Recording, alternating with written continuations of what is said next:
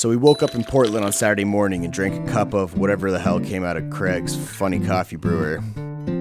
We heard from quite a few people that we needed to check out the Portland Saturday market, so that's where we headed next. How long have you been living in Portland? A year. And you haven't been here? How is that? This place looks great, man. The place was full of food trucks and all kinds of crafty junk, but we had one objective: to find some good coffee.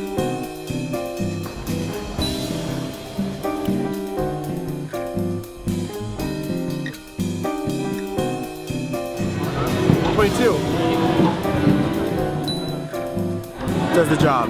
We got some good caffeine, but not necessarily any good coffee. So what do you say we go see what Portland's coffee scene is really about? Let's do it.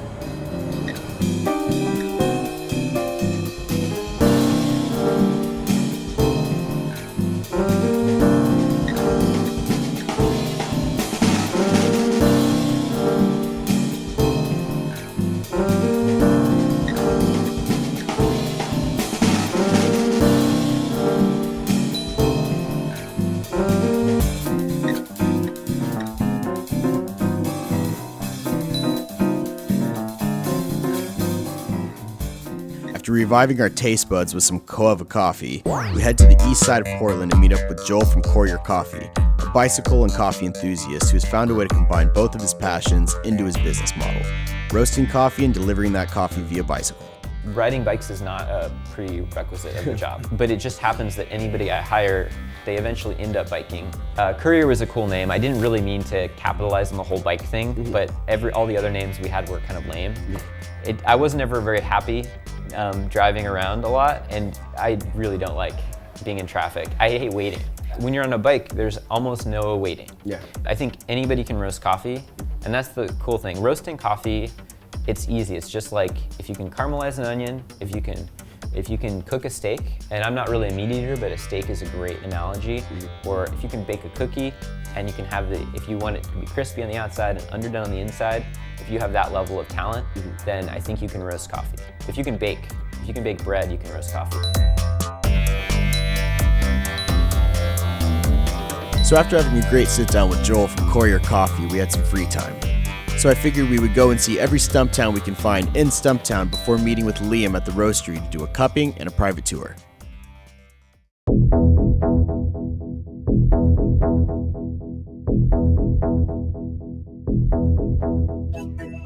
The reason that they're unlabeled, I'm not trying to be tricky.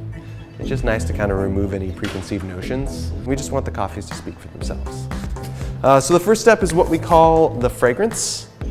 In the industry, we call dry aromatics fragrance and wet aromatics aroma.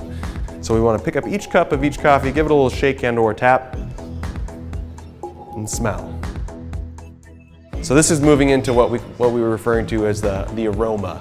So what's going to happen here in about 45 seconds, these will be done brewing, and we're going to try and get them to stop extracting, at least in the top part of the cups. And the way that's going to happen is you can see that there's kind of that layer of solids and oils. We want that to sink to the bottom, and we're going to use our spoons to make that happen. So the idea is going to be just gently pushing those grounds underneath the surface and getting them to sink down to the bottom. We don't want to stir up the stuff that's sitting down there. So we want to be very gentle as we're doing this part of the process. But when you break that surface, if you're right there, almost like an inch away from the surface and smelling, you can catch this burst of really delicate aromatics. If you're right there, you can catch it. If you miss it, it's gone forever. For those of us who are working in the industry, this is exactly what we do to develop our own palates. It's industry standard practice to slurp the coffee as loudly and obnoxiously as you possibly can.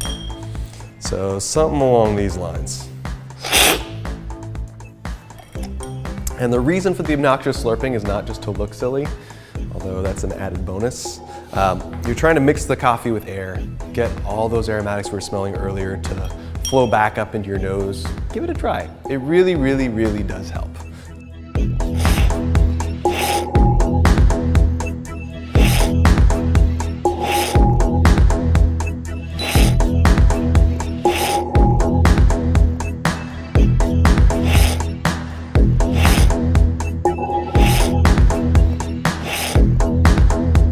Well, you guys are getting on your way.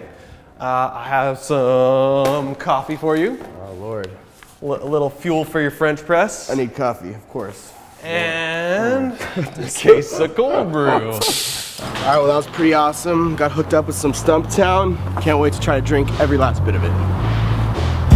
So Jesse and I had this idea in mind that we were gonna brew a pot of coffee on the road. We found someone to go with us from Portland to Seattle on Craigslist rideshare. Meet Aaron Hale.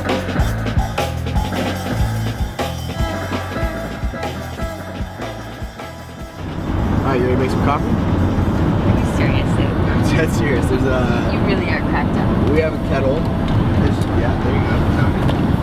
And we brought this dope ass, fits perfectly with what we're doing, coffee cup converter situation. So plug it into this guy.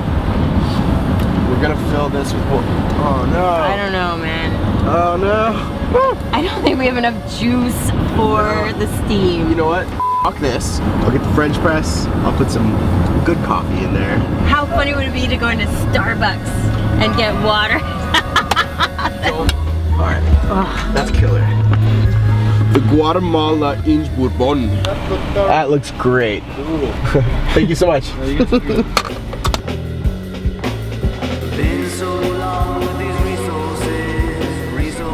Way more drinkable than Starbucks coffee. Wow, yeah, it's pretty powerful.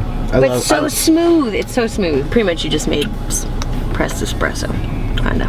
Yeah, kind of. Kind of without the pressure and the, you know, whatever. Without the 500 pounds of pressure and You know. $10,000 with a machine. Yeah.